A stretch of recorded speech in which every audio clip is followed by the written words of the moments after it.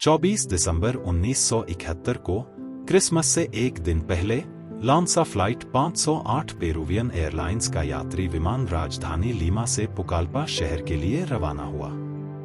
उन्होंने दोपहर के आसपास उड़ान भरी और लगभग आधे घंटे बाद विमान को आंधी का सामना करना पड़ा। चालक दल के कमांडर शेड्यूल को बदलना नहीं चाहते थे, वह देर नहीं करना चाहते थे क्योंकि यह छुट्टी से पहले का दिन था और उन्हें कुछ और उड़ानें लेनी थी। इसलिए उन्होंने एक बहुत ही जोखिम भरा निर्णय लिया, आंधी को बाईपास करने के बजाय इसे छोड़ देने का। विमान पर बिजली गिरी। बिजली विमान के पंख पर गिरी, सीधे दाहिने इंजन पर, और प्रभाव आग विकृति से विमान का पंख फट गया। विमान तेजी से नीचे की ओर गिरने लगा और विमान अमेज़न के घने जंगलों में गिर गया। सब मारे गए सिवाय एक लड़की जिसका नाम है जुलियन कोपके। और आज की कहानी उसके साहसिक कार्य के बारे में है। 24 दिसंबर 1971 क्रिसमस की छुट्टियां। जुलियन कोपके अपनी मां के साथ पेरू के जंगलों के ऊपर से उड़ान भर रही थी। लांसा फ्लाइट 508 शांतिपूर्वक आगे बढ़ रही थी। अचानक सब कुछ बदलने वाला था। जुलियन, जो मात्र 17 साल की थी, अपनी मां के साथ इस फ्लाइट में यात्रा कर रही थी। जुलियन कोएप्के का जन्म लीमा के पीरा में हुआ था। वह जर्मन प्रवासियों की बेटी थी। उसके माता पिता प्राणी विज्ञानी थे। उन्होंने पहले लीमा में प्राकृतिक इतिहास संग्रहालय में काम किया। सब कुछ सामान्य लग रहा था, लेकिन कुछ ही पलों में एक ऐसा तूफान आने वाला था जिसने सब कुछ बदल दिया। जैसे ही फ्लाइट ने अमेज़न के घने जंगलों के ऊपर उड़ान भरी, अचानक मौसम ने करवट ली। आसमान काले बादलों से भर गया और फिर एक तेज बिजली ने जहाज को चीर कर रख दिया। वह पल था जब मौत ने आसमान में दस्तक दी। बिजली गिरने से विमान हवा में ही टूटने लगा और 10,000 फीट की ऊंचाई से नीचे गिरने लगा।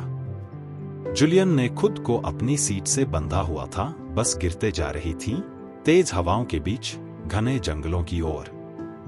सोचिए, 10,000 फीट की ऊंचाई से गिरना, बिना पैराशूट के, बिना किसी मदद के।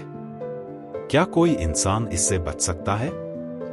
जब जुलियन की आंखें खुली तो चारों ओर घुप अंधेरा और ठंड थी। वह अमेज़न के घने जंगलों के बीच गिरी थी। न तो कोई आवाज थी और न ही कोई इंसान। उन्हें इस बात का अंदाजा भी नहीं था कि वे कहाँ हैं और कितनी गहराई से गिरी हैं। उनका शरीर चोटिल था, कंधा खिसक चुका था, एक आंख सूज चुकी थी और पैर में गंभीर चोटें आई थी। जूलियन को कई चोटें आईं क्योंकि वह अभी भी सीट पर बंधी हुई थी। लेकिन सबसे बड़ा चमत्कार था कि वह जिंदा थी। अब उनके सामने सवाल था, कैसे जिंदा रहे? अमेज़न का जंगल दुनिया का सबसे खतरनाक जंगल है। जहरीले सांप, खतरनाक कीड़े और जंगली जानवर हर जगह थे। लेकिन जूलियन के पास खाने पीने का कोई साधन नहीं था और उनके घाव धीरे धीरे गंभीर होते जा रहे थे। लेकिन उन्होंने हार नहीं मानी। उन्हें बचपन में उनकी मां ने जंगल में जीवित रहने की कुछ बातें सिखाई थी। वह जानती थी कि जंगल में किससे डरना चाहिए और किससे नहीं। सबसे पहले उसने रेंगकर बाहर निकलने और चारों पैरों पर चलने की कोशिश की। उसने अन्य जीवित बचे लोगों को खोजने की कोशिश की, लेकिन विमान और लोगों का मलबा जंगल में मीलों तक बिखरा हुआ था। जूलियन किसी और को जीवित नहीं पा सकी। 3 दिनों के बाद वह अपने पैरों पर खड़ी होने लगी और सीधे चलने लगी। उसे अपनी एक चप्पल नहीं मिली। इससे भी बदतर, उसने अपना चश्मा खो दिया और उसे नहीं पा सकी और उसे उसकी जरूरत थी।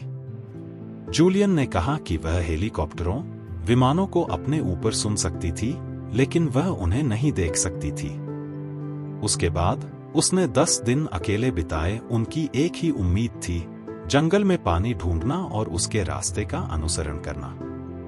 उन्हें याद था, जहां पानी है वहां इंसान होंगे।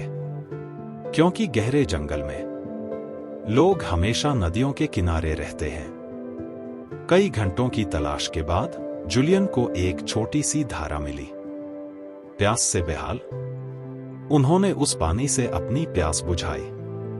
यह धारा ही अब उनकी जीवन रेखा बन गई थी। यह एक बहुत छोटा झरना था और उसने पानी के साथ जाने का फैसला किया। दिन गुजरता गया। जंगल के बीच घायल शरीर और भूख से बेहाल जूलियन धारा के साथ चलते गईं। हर कदम के साथ उनका शरीर कमजोर होता जा रहा था, लेकिन उन्होंने कभी रुकने का नाम नहीं लिया। वह बहुत धीरे धीरे आगे बढ़ रही थी और फिर भी वह धारा के नीचे और नीचे जा रही थी। अपनी यात्रा के 10वें दिन जूलियन ने एक नाव देखी। जूलियन ने कुछ अजीब आवाजें सुनी। यह आवाजें इंसानों की थी। उन्होंने अपनी सारी ताकत जुटाकर उस दिशा में चलना शुरू किया। इस समय तक वह इतनी कमजोर हो चुकी थी कि उसे लगा यह एक भ्रम है। उसे तभी यकीन हुआ कि यह वास्तव में एक नाव है जब वह उसके करीब आई और उसने दोनों हाथों से उसे पकड़ लिया। उस पल उसे एहसास हुआ कि वह बच सकती है। उनके घावों में कीड़े लग गए थे जो उनका मांस खा रहे थे, लेकिन जूलियन ने अपने घावों को साफ करने की कोशिश की और चलते रहने का हौसला नहीं खोया। जूलियन की लड़ाई थी भूख से, थकावट से और सबसे बढ़कर मौत से। फिर 11वें दिन जंगल के बीच एक छोटी सी झोपड़ी नजर आई। यह कुछ लकड़हारे थे जो वहां काम कर रहे थे। जब उन्होंने जूलियन को देखा तो उन्हें अपनी आंखों पर विश्वास नहीं हुआ। 3 स्थानीय लोग लकड़हारे थे, इस नाव के मालिक, जिन्होंने जब कीचड़ और खून से लथपथ गोरी लड़की को देखा तो वे बहुत डर गए। वह लड़की जो 10,000 फीट की ऊंचाई से गिरी थी, जिंदा थी।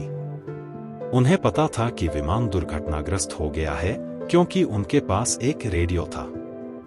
उन्होंने जूलियन को इस नाव में बिठाया और उसे अपने लॉगिंग स्टेशन पर ले गए। जूलियन को तुरंत अस्पताल ले जाया गया, जहां उनकी देखभाल की गई। उन्हें पता चला कि इस दुर्घटना में वह एकमात्र जीवित व्यक्ति थी। बाकी सभी यात्रियों की मृत्यु हो चुकी थी, जिसमें उनकी मां भी शामिल थी। यह कहानी इंसानी इच्छा शक्ति की अद्भुत मिसाल है। 10,000 फीट की ऊंचाई से गिरकर दुनिया के सबसे खतरनाक जंगल में 11 दिन तक जीवित रहना एक चमत्कार से कम नहीं था। यह कहानी हमें बताती है कि चाहे परिस्थितियां कितनी भी मुश्किल हों, उम्मीद कभी नहीं छोड़नी चाहिए। जूलियन कोपके की यह कहानी आज भी लोगों के दिलों में साहस और जीवटता की एक अद्भुत मिसाल के रूप में बसी हुई है।